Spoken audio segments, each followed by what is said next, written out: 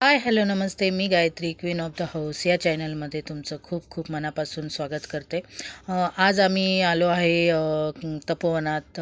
तपोवनामध्ये हे जे नवीन एक गार्डन बनवलेलं आहे, म्हणजे आता झाले त्याला भरपूर वर्ष, पण खूप सुंदर गार्डन आहे आणि खूप मोठं आणि भव्य आहे. आणि ही रामाची मूर्ती इथे प्रस्थापित केलेली आहे त्यांनी. तांब्याची मूर्ती आहे आय थिंक, पण खूप मोठी मूर्ती आहे, तुमच्या लक्षात येतच असेल हे बघा.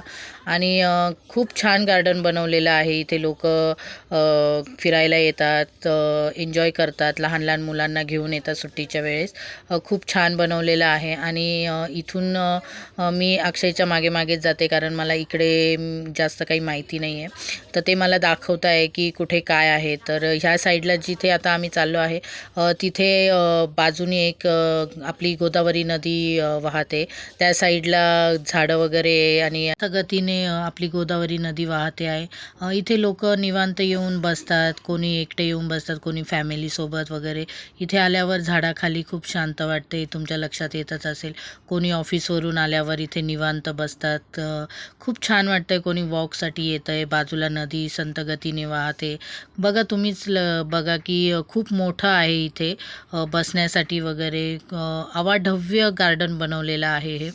आणि खरंच खूप छान आहे की साधू लोक येऊन इथे जरी बसले ना तरी खूप छान आहे. इथे हा परिसर पण बघा बघा, खूप सुंदर वाटतो आहे. इकडे फिरायला यायची फक्त बसायची. आणि हे जे खडकं वगैरे आहे, तर हे कुंभमेळ्यासाठी तर खूप छान, म्हणजे त्याच्यावर साधू वगैरे येऊन बसतात वगैरे.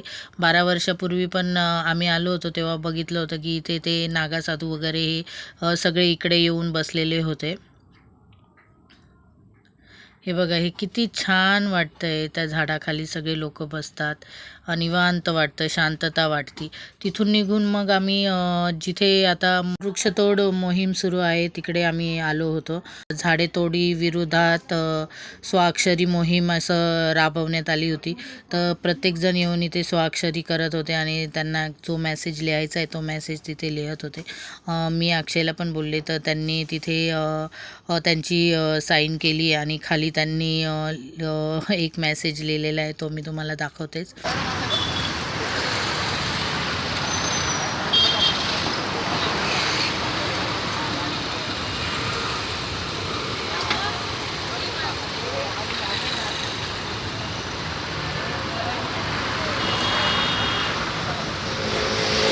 झाडे तोडले तर हातपाय तोडू, असा मेसेज आहे. आणि बरोबरच तो मेसेज आहे की झाडे तोडले तर हातपाय तोडू, कारण तुम्ही आमचे झाडे तोडून म्हणजे आमचे हातपाय तोडताय, तुम्ही काही ऐकतच नाही आहे. तिथून मग आम्ही आतल्या साईडला निघालो. तुम्हीच बघा आता, हे इतकी सुंदर झाडे, खूप छान वाटत होतं. म्हणजे असं वेगळ्या ठिकाणी आल्यासारखं वाटत होतं की खूपच म्हणजे भारी वाटत होतं. एवढे झाडं आहेत तिथे.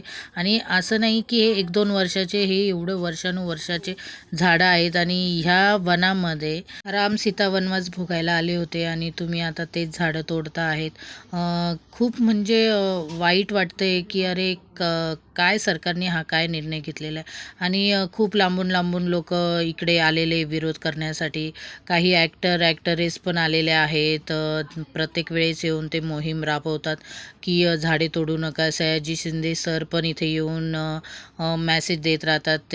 ते सगळेजण येऊन इथे सरकारला रिक्वेस्ट करताय, सरकारला सांगताय की नका करू ह्या गोष्टी, पण सरकार काही ऐकतच नाही आहे. म्हणजे ह्या झाडांना बघून इतकं वाईट वाटत होतं की अरे काय, म्हणजे तुम्ही आमचा श्वासच काढून घेत राहिलेत.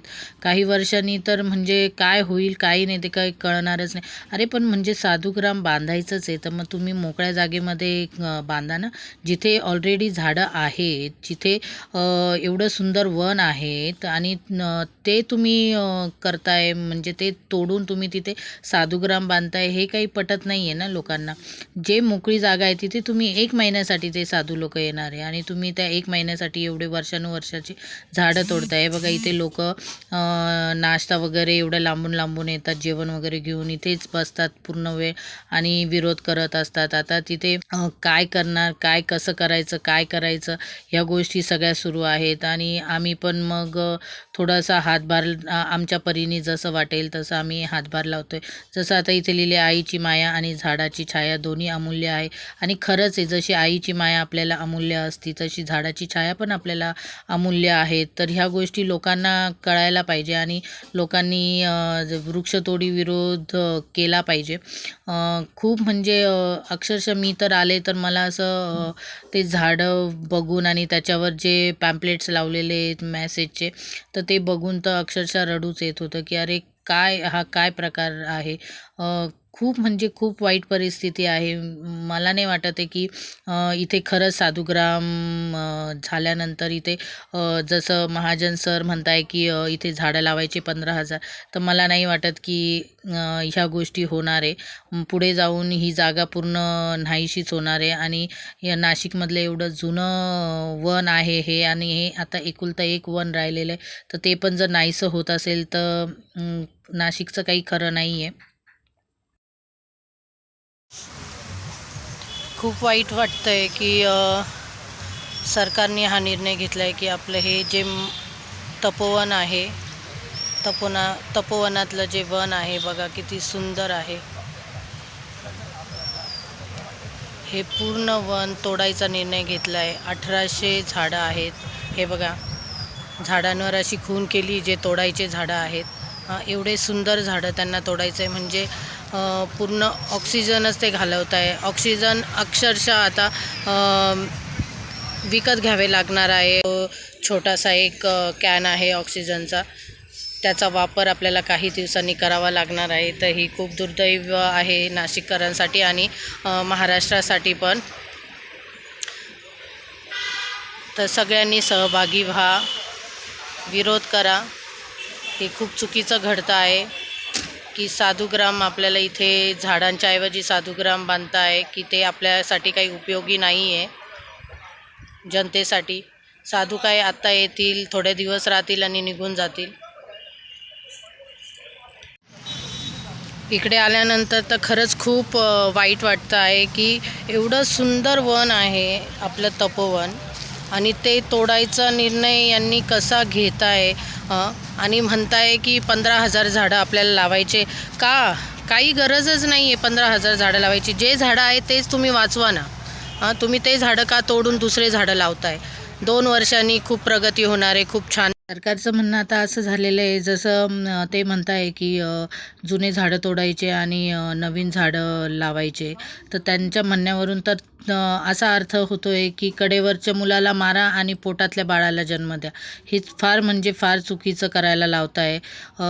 जनतेने आता जागरूक व्हायला पाहिजे आणि सगळ्यांनी विरोध केला पाहिजे. ही फक्त नाशिकचीच गोष्ट नाही आहे, अजून काही गोष्टी घडत जाणार आहे, इथून पुढे भरपूर काही घडणार आहे.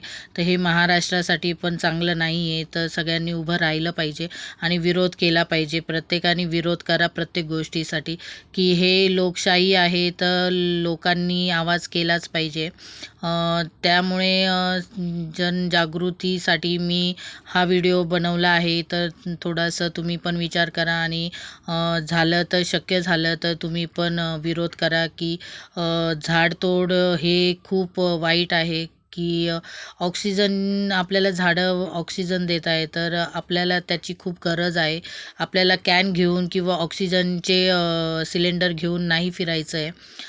त्यामुळे आपल्याला जे नॅचरल हवा आहे, नॅचरल ऑक्सिजन आहे, त्याची गरज आहे.